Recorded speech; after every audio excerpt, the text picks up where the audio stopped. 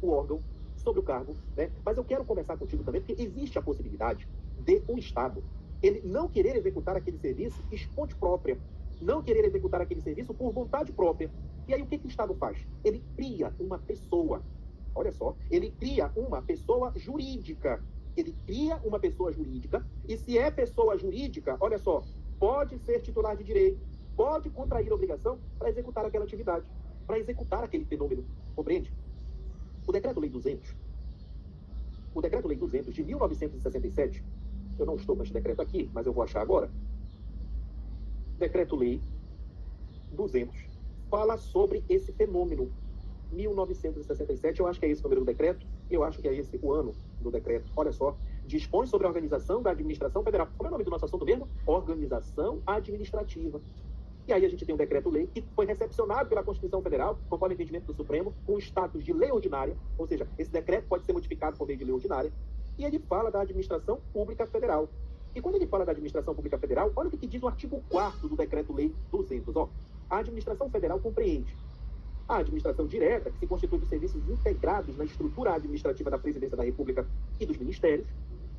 E o inciso 2º, a administração indireta, que compreende as seguintes categorias de entidade. Olha só, ele está chamando a administração indireta de entidade. Se é entidade, a gente já tem aqui na lei, cadê a lei? Na lei 9.784, que a entidade ela é dotada do quê? De personalidade jurídica, não é isso? Olha só, entidade, segundo o artigo 1º, parágrafo 2º da lei 9784 de 99, a entidade, deixa eu marcar aqui, é a unidade dotada de personalidade jurídica. O que isso quer dizer? Que entidade é pessoa jurídica. Se é pessoa jurídica, à luz do direito, pode ser titular de direito, pode contrair obrigações, tranquilo? E lá no Decreto-Lei 200, quando ele fala de entidade, veja só, quando ele fala de órgãos da administração indireta, ele diz assim, ó, agora não quer mais ir para o decreto, voltou. A administração federal compreende, inciso 2º, a administração indireta, que compreende as seguintes categorias de quê? De entidade. Quer dizer, o Decreto-Lei 200 já disse, não é órgão, é entidade. O que significa? Que pode ser titular de direito, que pode contrair obrigações, compreende? E ele ratifica essa informação quando ele diz, ó, dotada de personalidade jurídica própria. Compreendeu? Então, as entidades, senhores, elas estão dotadas de personalidade jurídica própria. E aí você diz, mas professor, agora provocou uma confusão na minha cabeça? Por que provocou uma confusão na sua cabeça? Porque lá a Constituição Federal, no artigo 18, né, e no artigo 1º, falou das entidades políticas. União, Estado-membro, DF, município. E agora ele fala de entidade de novo. Mas a doutrina vem e faz um aperfeiçoamento dessas entidades. É o que a gente começa a estudar agora. Ela chama essas entidades de entidades administrativas.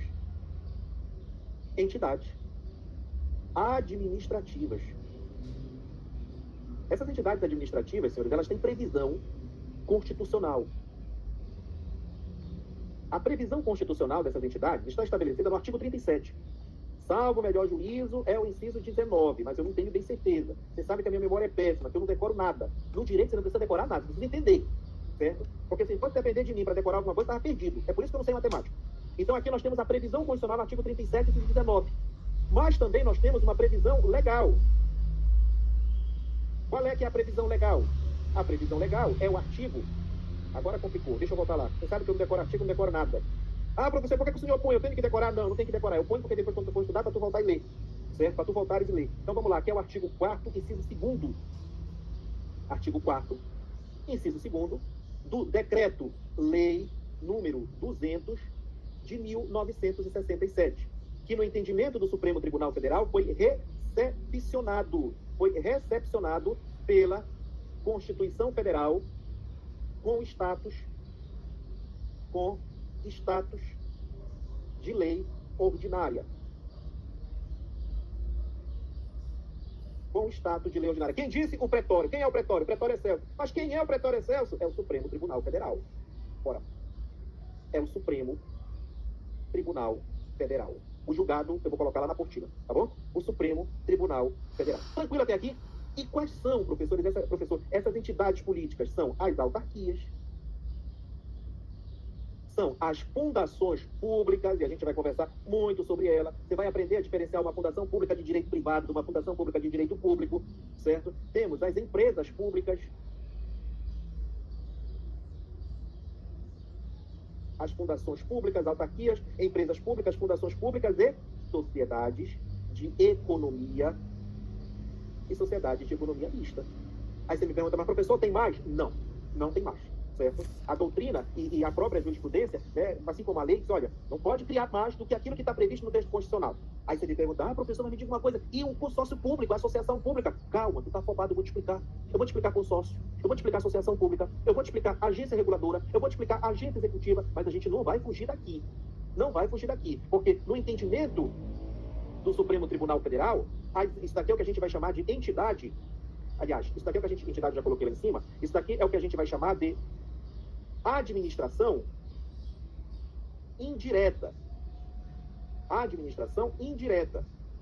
E a gente chama, então, de entidade administrativa. E a partir de hoje, eu não quero ver ninguém, aqui eu estou com 59 pessoas, absolutamente ninguém fazendo confusão entre entidade administrativa e entidade política. Entidade política, porque são coisas totalmente diferentes. Professor, me diga uma coisa, essas entidades administrativas possuem autonomia? Olha a pergunta. Essas entidades administrativas possuem autonomia? A resposta é sim. Essas entidades administrativas gozam de uma característica preponderante, uma característica fundamental, que é exatamente a autonomia. Mas quando a gente falou de entidade política, eu conversei com você sobre auto-organização, sobre autogoverno, eu conversei com você sobre autolegislação e autoadministração. Essa autonomia aqui, ela é uma autonomia, é uma auto-administração. Auto-administração. Ou seja, é uma autonomia restrita. Você está entendendo? É uma autonomia restrita, é uma autonomia administrativa, é uma autonomia financeira. Você está entendendo? É uma autonomia restrita. Por exemplo, não tem auto-organização. Né? Não tem uma lei fundamental, por exemplo, do INCRA. O INCRA não tem uma Constituição Federal, uma Constituição INCRAL. O IBAMA não tem uma Constituição IBAMAL. Você está entendendo? A Unifap, que é uma autarquia, não tem uma Constituição unifapiana. Não existe isso, porque não tem auto-organização. Você está compreendendo? Não tem autolegislação. A Unifap não tem parlamento. O INCRA não tem parlamento. O INSS não tem um congresso dele. Você está entendendo? Então não tem autolegislação. Não tem autogoverno. Não é o povo. Não é... Calma, Tico, nós vamos chegar no fenômeno da descentralização. Não tem o povo votando, por exemplo, para eleger os representantes do INCRA, para eleger os representantes da Unifap. Aí você me pergunta, professor, lá na Unifap tem eleição sim. Os alunos votam. Eu te pergunto, é o povo que está votando? Tu foste lá e votaste enquanto membro do povo? Não, então não é autogoverno. Porque no autogoverno quem tem que votar é quem? É o povo. Você está compreendendo a diferença? Pode ter uma eleição interna. Os conselhos regionais, por exemplo, de fiscalização são autarquias profissionais. E os próprios integrantes do conselho elegem seu representante. Assim como, por exemplo, acontece nas universidades. Mas o povo não vota, então não é autogoverno. Mas elas gozam da auto-administração. O reitor da Unifap faz a gestão e a administração da Unifap. Faz a questão da administração financeira da Unifap, você está entendendo? Porque gosta de autonomia. Que autonomia? Autonomia administrativa, autoadministração, que envolve administração própria, que envolve administração financeira, você está entendendo? E que envolve necessariamente a existência de uma gestão própria, você compreende? Isso vai acontecer com o INCRA, isso vai acontecer com o INSS, isso vai acontecer com a FUNASA, com todas as entidades da administração, o quê? Indireta. Compreende? Então, essa autonomia que as entidades administrativas gozam é uma autonomia o quê? Restrita em relação à questão das entidades, em relação à questão das entidades políticas. Tranquilo? E aí, veja, senhores, essas entidades, elas podem se organizar também. Olha só, pega aqui, por exemplo, a Unifap. A Unifap, ela é uma autarquia. E ela vai criar os seus próprios órgãos, sabia disso? Aliás, peraí que eu estou fazendo errado. Vem aqui. Como é o nome do órgão do cérebro lá da Unifap? Reitoria. Lembra disso? Porque eu não vou na Unifap. Reitoria, ok? E aí, então, vai ter os órgãos. Olha só, DERCA, que eu não sei se ainda existe.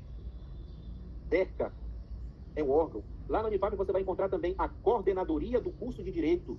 Como é o nome desse fenômeno? Como é o nome desse fenômeno que, para o melhor funcionamento, a entidade vai criando os seus órgãos? Como é o nome deste fenômeno? Fenômeno da desconcentração. Então, veja, se a Unifap atuar somente por meio da reitoria, nós vamos ter aqui o fenômeno da concentração. Mas se, porventura, ela criar os seus órgãos, nós vamos ter o fenômeno da desconcentração. Opa, escrevi errado. O fenômeno da desconcentração. Compreende?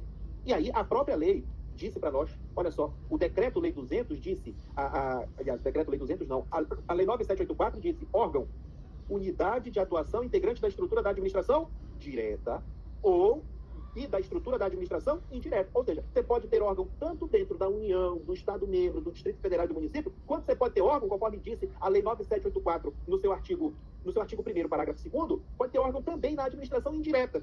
na Unifap, no INCRA, no INSS, você está entendendo? E nos dois lugares aonde se criar o órgão, o nome do fenômeno é desconcentração. Tranquilo? Muito bem. Vem para cá. Olha aqui. Presta atenção. Lembra que eu conversei contigo sobre a centralização, né? Que é onde o próprio Estado vai executar a atividade? E esse Estado executa por meio de uma pessoa jurídica de direito público interno, e aí, no caso, nós temos a União, o Estado-membro, o Distrito Federal e o município? Pois então, a hora que a União, por exemplo, cria uma autarquia, ela cria uma pessoa para executar o serviço, ela está fazendo o fenômeno da descentralização. Compreende? Então, o que é a descentralização? Olha só, vamos passar uma régua aqui para não confundir com desconcentração, que eu escrevi ali. Descentralização. A descentralização ocorre quando a administração direta, quem é a administração direta? A União, o Estado-membro, o Distrito Federal e o município cria entidades da administração indireta. Autarquia, fundação pública, empresa pública e sociedade de economia mista. Como é o nome deste fenômeno? O nome deste fenômeno é o fenômeno da descentralização, certo? Descentralização, deixa eu mudar a cozinha. Descentralização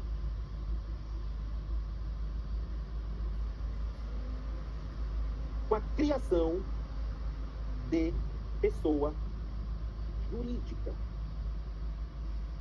Tranquilo até aqui? Para eu voltar? Professor, você pode voltar este último esquema? Esse aqui será da Unifap? Vou voltar primeiro nesse, depois eu volto no outro. Veja só, senhores. Pensa comigo.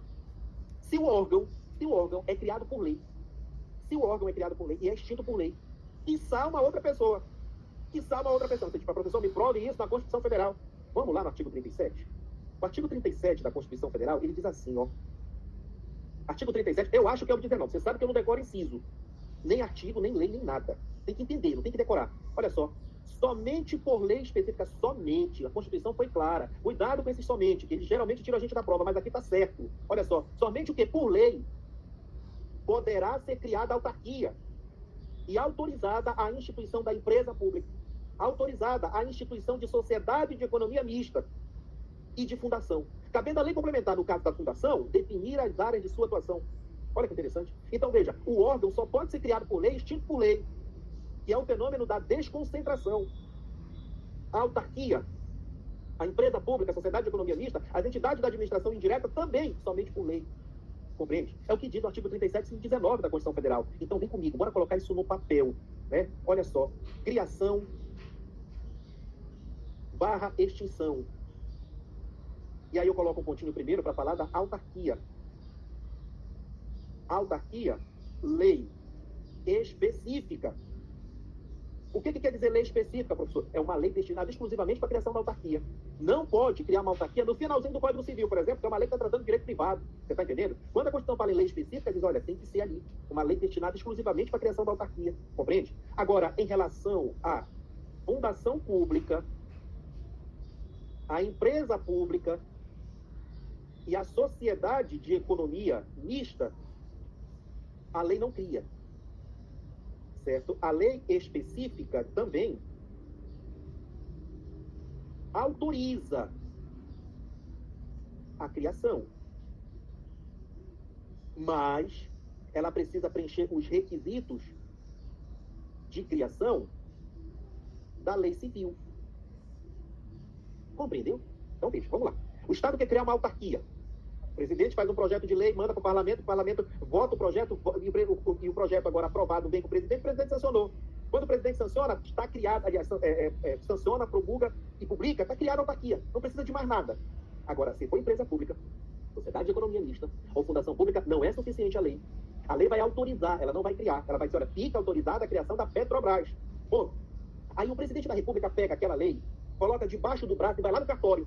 Quando chega no cartório, ou então, no caso da Petrobras, vai lá na junta comercial. Chega na junta comercial e diz, olha, quais são os requisitos da lei civil para criar uma empresa, uma limitada, uma sociedade anônima?